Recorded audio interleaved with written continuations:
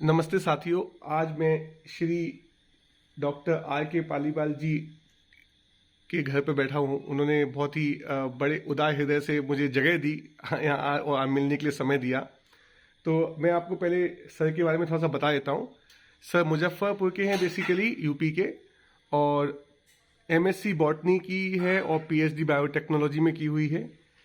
Sir Indian forest services में join किए थे, कुछ समय तक वहाँ काम किया, फिर इंडियन रेवेन्यू सर्विसेज में बिल्कुल उच्च पद पर पहुँच के principal chief commissioner MP and Chhattisgarh की पोस्ट पे से रिटायर हुए हैं। ये तो सर की प्रोफेशनल जर्नी रही। जो मुख्य बात है जो हमें जानने की वह यह है कि हिंदी साहित्य में सर ने 1 दर्जन से ज़्यादा किताबें समाज को वरदान के तौर पर दी हैं। उसमें कहानी भी हैं, कविताएं भी हैं, गज़ल भी हैं।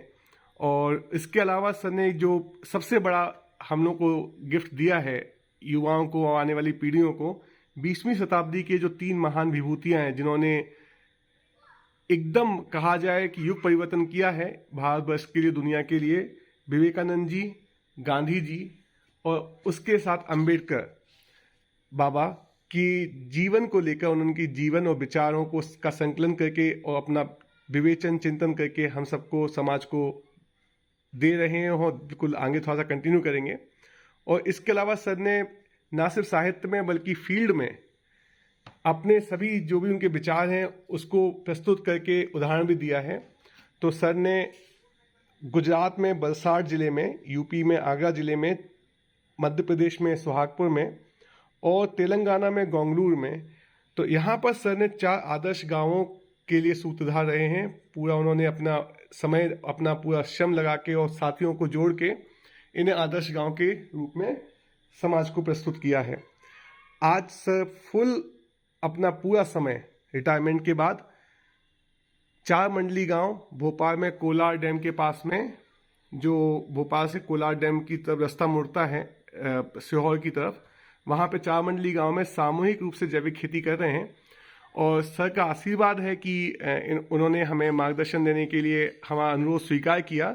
और साथ ही साथ सर इतने बड़े, इतने महान, इतने ज़्यादा अनुभव के बाद और इतना सब कुछ करने के बाद हम लोगों को एज ए किसान जोड़ रहे हैं। मतलब सर ने हम लोगों के साथ ऐसे किसानों को जोड़ने के लिए बताया है, आप सर खुद बताएंगे, जो जैविक खेती, रसायन मुक्त खेती से भी एक उच्च कोटि, जो उससे भी ज्यादा मैं बोलूंगा जो हमें चिंतन करना चाहिए, उससे भी ज्यादा एक उच्च जो लेवल है उसमें मानवीय आहार, वो हम लोग को मतलब गिफ्ट के तौर पर कहा जाए देने के लिए तैयारी कर रहे हैं। सर की महानता देखिए, सर मेरे लिए नींबू पानी बना रहे हैं।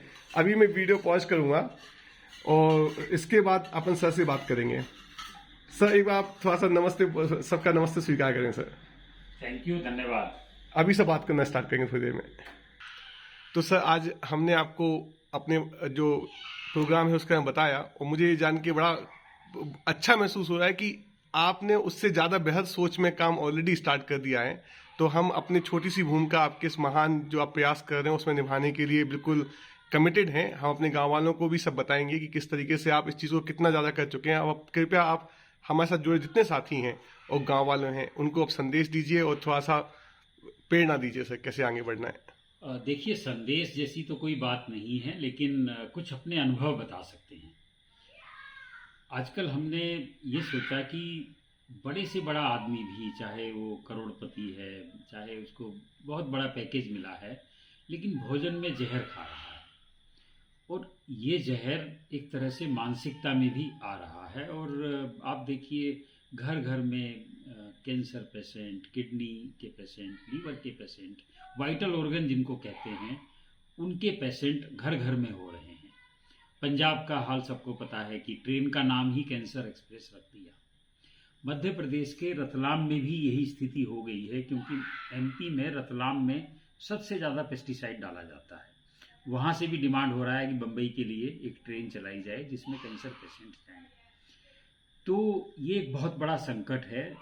ये केवल मनुष्य के साथ ही नहीं, प्रकृति के साथ, क्योंकि जितना जहर डाला जा रहा है आजकल खेतों में, हमारे भोजन में, चाहे वो आपको हरी सब्जी दिखती है, ताज़ा फल जिसको आप कहते हैं, वो ताज़ा बाहर से है, अंदर उसमें भयंकर जहर है।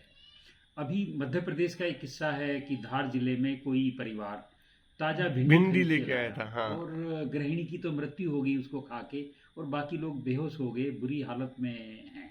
मतलब तो बाजार से लेके ही आए थे और खाए थे हाँ, लोग। बाजार से बिल्कुल ताजा लेके आए, क्योंकि ये मालूम पड़ा जांच में कि एक दिन पहले ही पेस्टिसाइड किसान ने छिड़का और अगले दिन तोड़ के दे दिया। तो हम जो सब्जी खरीद रहे हैं, हम जो आटा खरीद रहे हैं, भले ही वो कितना ही बड़ा ब्रांड है, वो भी उसमें प्रिजर्वेटिव मिला रहा है। तो एक तरफ तो जिस किसान ने पैदा किया उसने पेस्टिसाइड डाला, फिर जिस फैक्ट्री में वो आटा बन रहा है, जिस बड़े ब्रांड में बन रहा है, वो प्रिजर्वेटिव मिला रहा है, वो भी जहर है। तो हम 3 टाइम के भोजन में जहर खा रहे हैं। तो अब हमने ये शुरुआत की कि सबसे पहले तो हम जहर नहीं खाएंगे। तो आज हमारे घर में चाहे आटा है, दाल है, चावल है, कुछ भी है, हमारी रसोई में केवल नमक बाहर से आता है और चीनी बाहर से आती है। हमारा तेल अपना, हमारा दूध अपना, हमारा घी अपना, हर चीज़ बहुत थोड़ी सी जगह से हो जाती है। और ज़रूरी नहीं कि हम सब पैदा करें।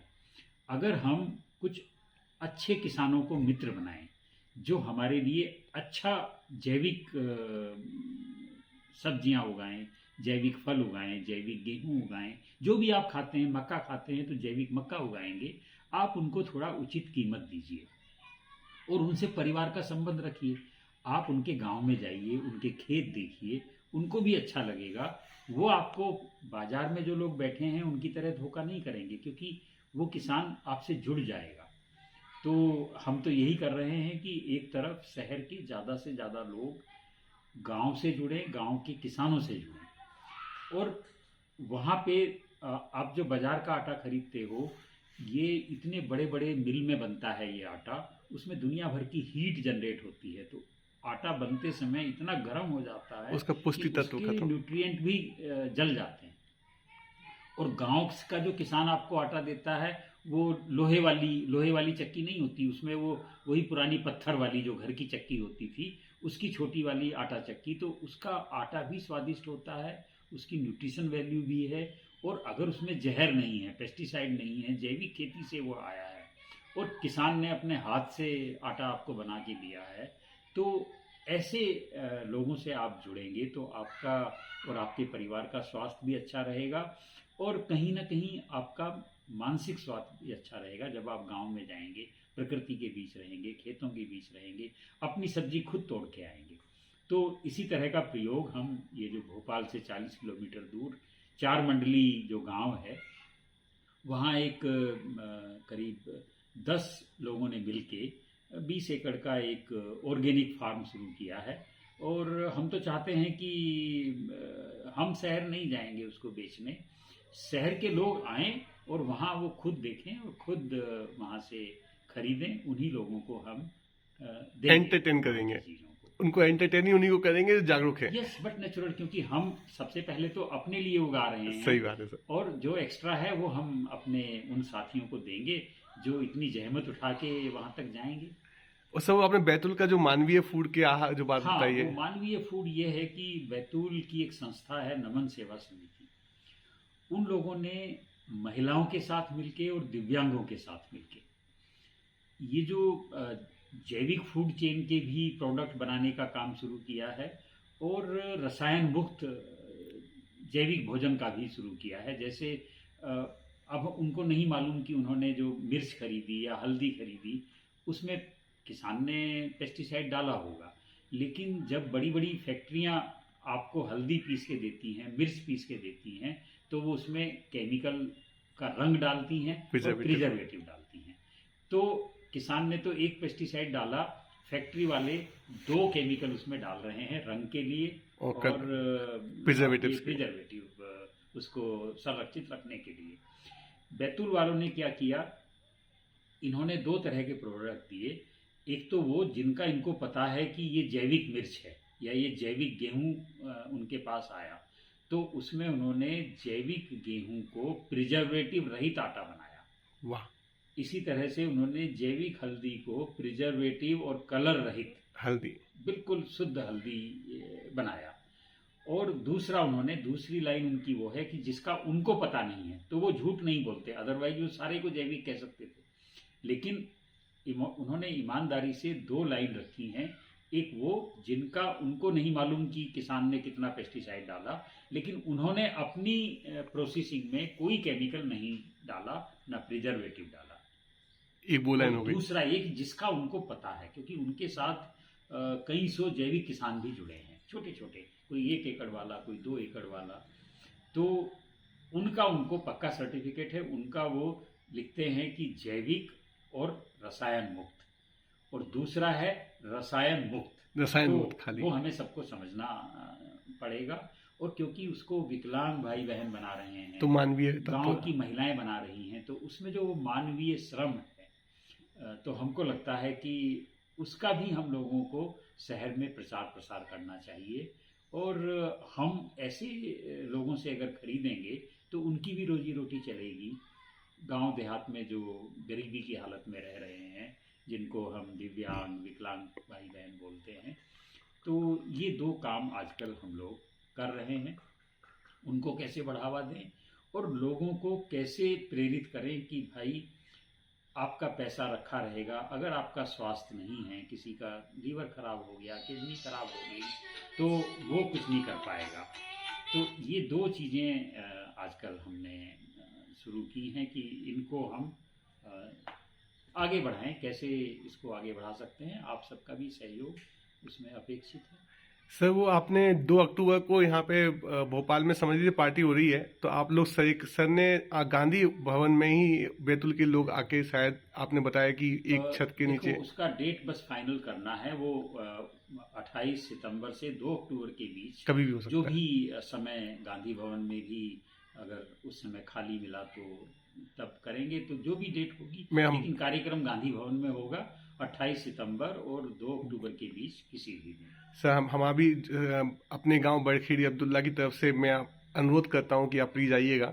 गांव के साथी इस ग्रुप में जुड़े हुए हैं, तो उनको बड़ा उत्साह मिलेगा कि आप जैसे, मतलब मैं क्या बोलूं, मतलब मैं तो छोटा मुंह बड़ी बात, मैंने इतना सब कुछ बोल भी दिया, लेकिन आप बड़े हैं, आप हम लोग के लिए आदर्श हैं, आप प्लीज आइएगा सर। नहीं, हम जरूर आएंगे, बिल्कुल। और आप सब लोग भी 4 मंडली के प्रयोग देख सकते हैं कि किस तरह से वहाँ पे जैविक खेती होती है। न केवल जैविक खेती होती है, जैविक खेती सिखाई भी जाती है और उसका कोई चार्ज किसानों से नहीं लिया जाता। बहुत बहुत धन्यवाद सर। Thank you.